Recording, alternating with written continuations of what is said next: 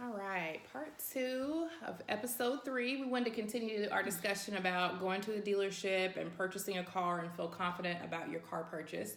So, why don't we just kind of talk about a little bit what we do when we go in to buy a new car or a used car? And do you have a preference?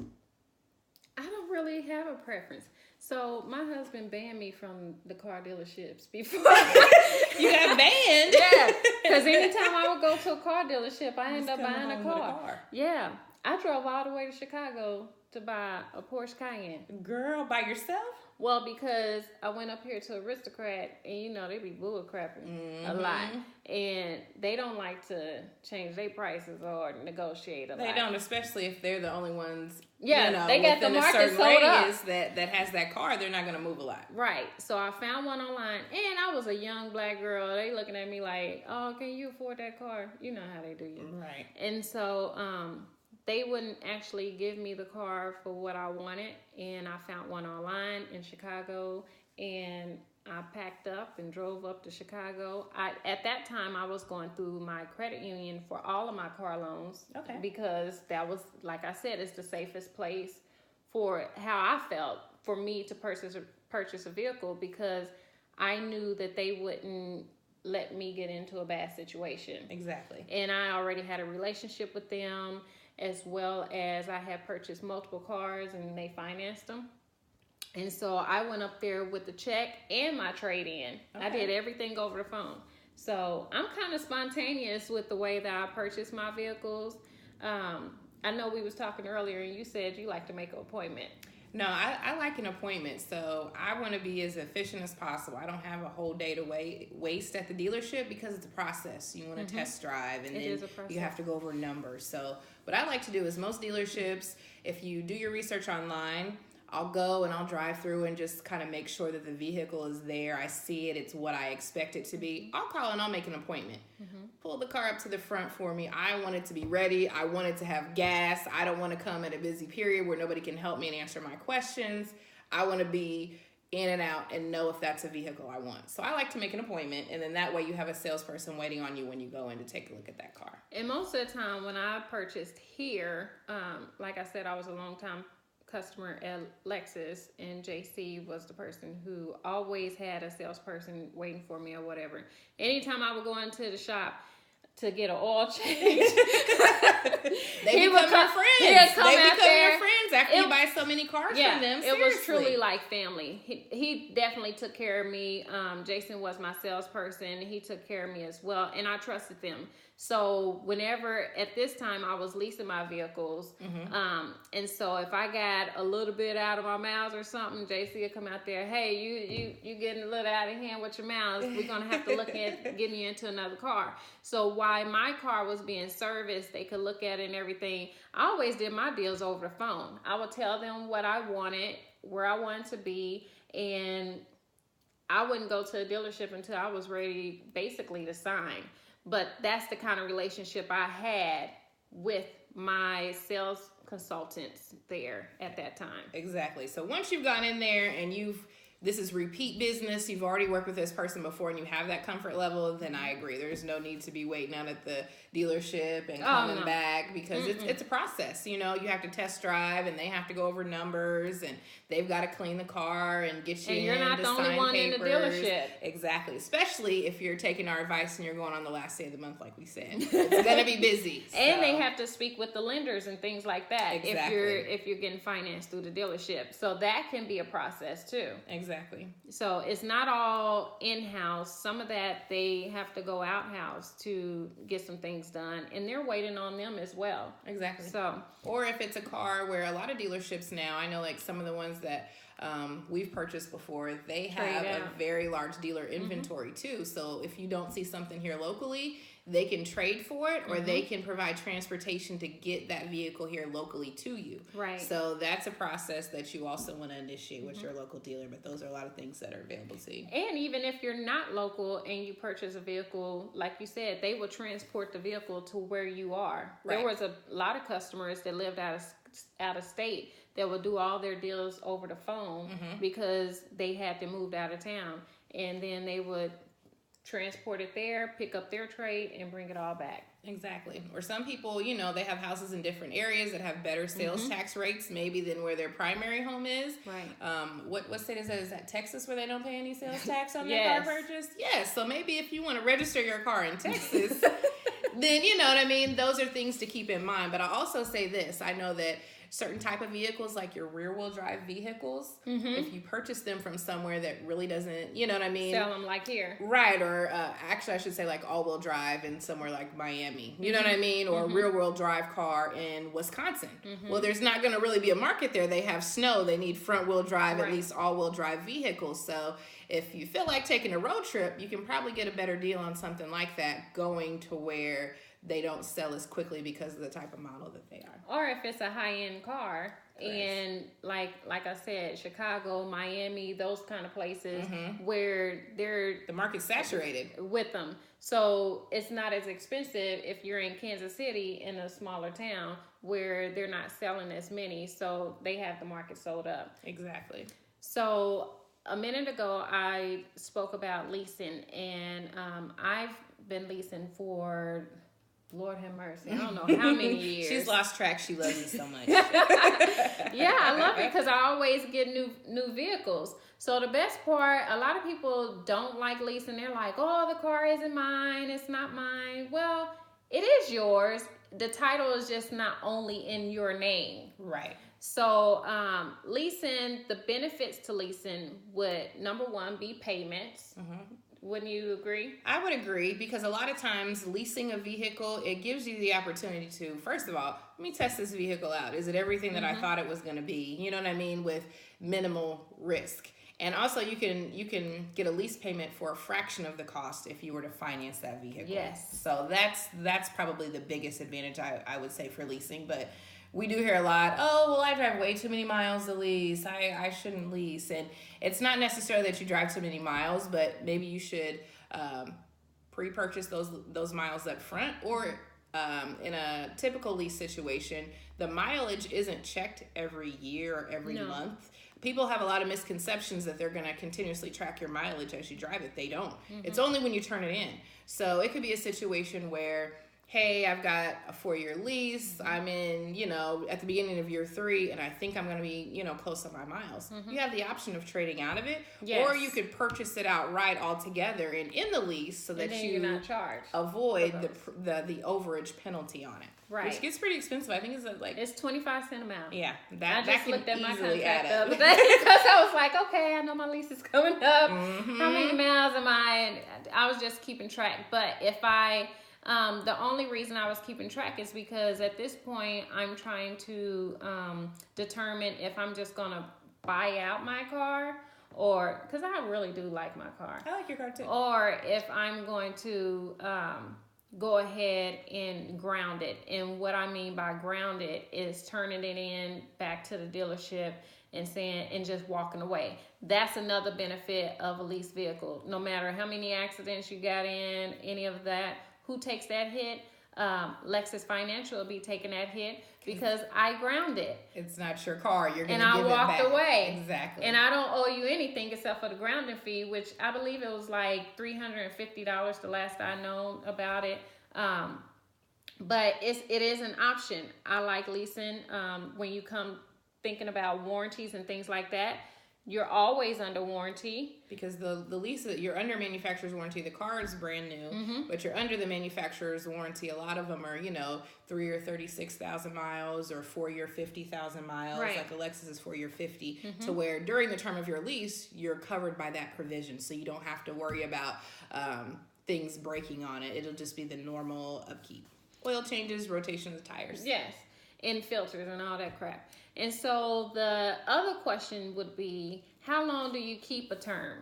So a lease term can go anywhere from 24, 36, normally 36, 42.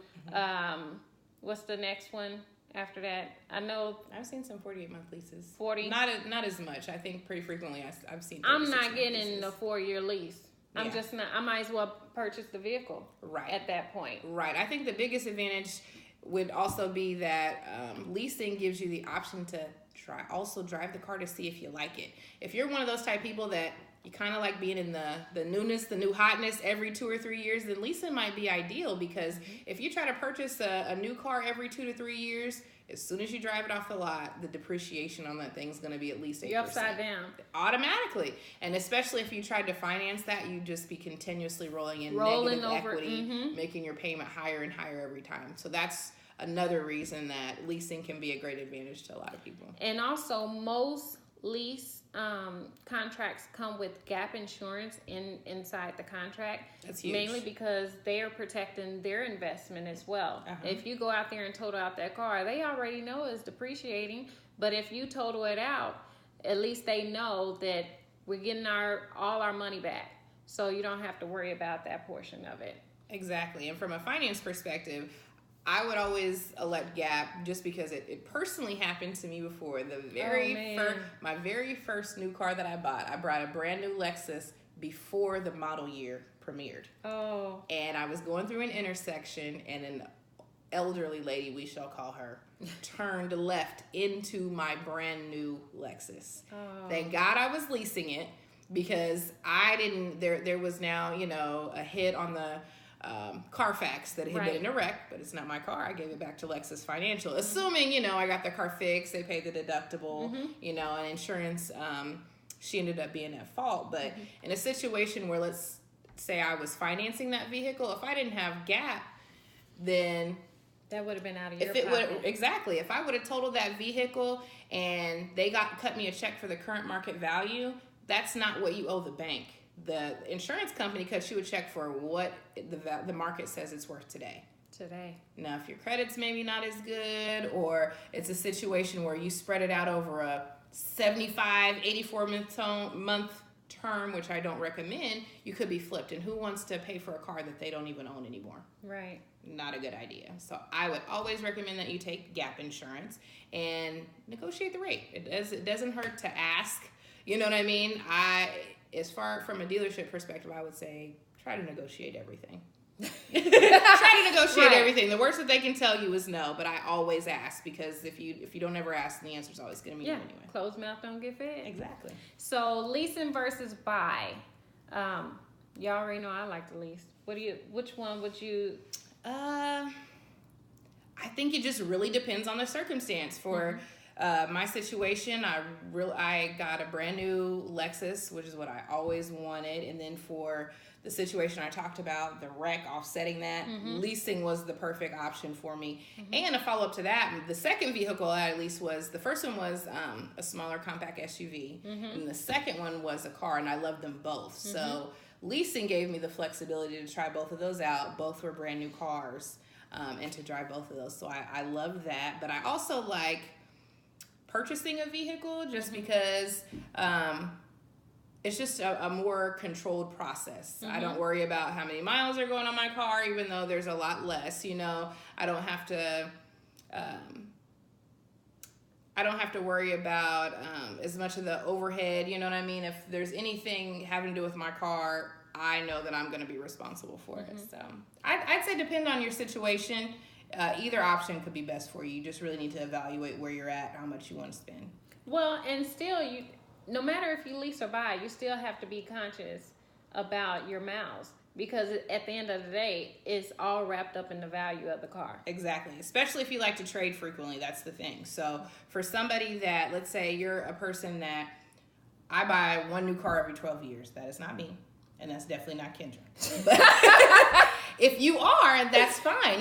Some people, they'll go out and they'll buy a certified pre-owned Prius. They'll pay it off. They'll finance it, which this situation might be more ideal for financing. They'll get a really low rate and they'll pay it off, and they'll keep that car. And so in a situation like that, they're going to drive it till the wheels fall off anyway. So, if they want to drive it till it's got 287,000 miles on it, they can. And then they're saving the money from having the payments every month, and they just have a very reliable vehicle. So basically, the pros of buying is you own it, and your warranty is a new car warranty, but you have to start thinking about extended warranties at that time, because if you're keeping the car until your wheels fall off, how long you want that warranty to last until you're ready to be completely responsible for everything that breaks down on it. Exactly. The longer you keep it, the higher the wear and tear, on the vehicle, because the longer you have the car, the more miles you drive, the bigger components are going to start needing to be fixed. Right. They're going to cost more. Absolutely. And then what would you recommend as far as term paying off? I know everyone's situation will be different, but what would you recommend? What do you consider like danger? Well, one thing, so I'll say this. You should always double check to make sure your finance contract, if you're entering into a simple interest loan. And so what that basically means is there's no penalty for paying the car off early, which is advantageous to you if you want to trade out of it and get another car, or if you want to refinance it with your own bank and get a better rate later on. Right. So I would say that would be the best option first. And then I completely forgot what your question was. The term. Okay, so the longest term I would do, I wouldn't go any further than 72 months. So when you see people going into 80-month, you really need to be loans reevaluating whether or not you can afford that car. Yeah, maybe look at a different vehicle at that point. So I've seen some people stretch it before, and that's not to say that what I'm trying to prevent is people to be flipped, and that's what we call negative equity. People just commonly refer to it as flipped.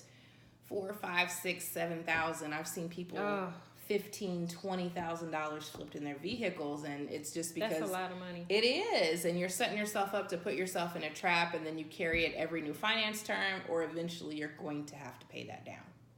So I wouldn't go any longer than 72 months, but some people prefer to have a lower monthly obligation, and let's say when you get your taxes, or if you get a bonus at the end of the year, you go in and you pay off chunks of the amount financed, then I could see maybe stretching it out a longer term. So one thing we left out while speaking about the lease and the buy, on a lease, you don't have to pay your property taxes.